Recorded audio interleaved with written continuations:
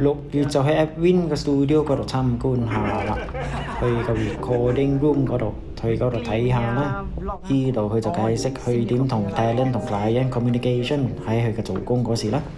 跟住夜晚就去踢波啦，我就攞翻呢個號碼67啦。我一擺攞個67嘅 number 都可以入波㗎喎。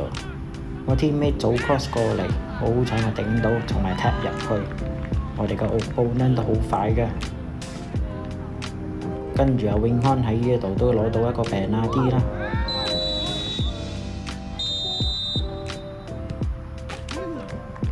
入得幾靚啊！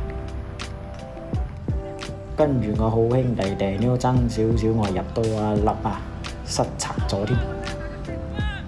呢一場唔錯啦，我哋扳7-2啊 ！What a good win！ 第二日就同老婆同仔一齊去食嘢，你睇幾唔爽冇得食。跟住呢，我哋就帶佢去大傻啦，係啊，好開心可以出街，每一擺帶佢出去，佢都好爽嘅。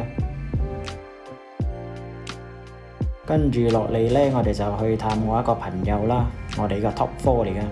第二日朝早就帶仔去打針啦，依家咁開心，打開嗰次啊，真係喊死咧！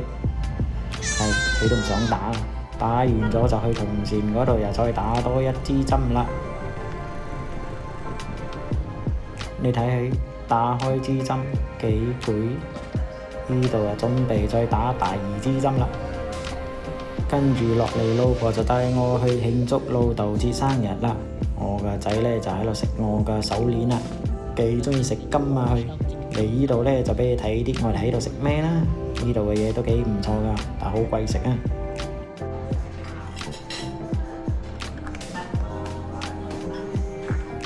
我哋呢就喺度慢慢食啦，喺度慶祝老豆節。跟住第2晚就去跳遮踢波啦，喺度同我啲 teammate 練習。落雨嘅波，地下就好滑噶啦，呢度俾你一撞就跌落嚟啦。跟住我 teammate 喺度中釘啊，爭少少入啊。唉，呢一場我哋輸3-1啊，我都要反省啲啦。係咁先，再見。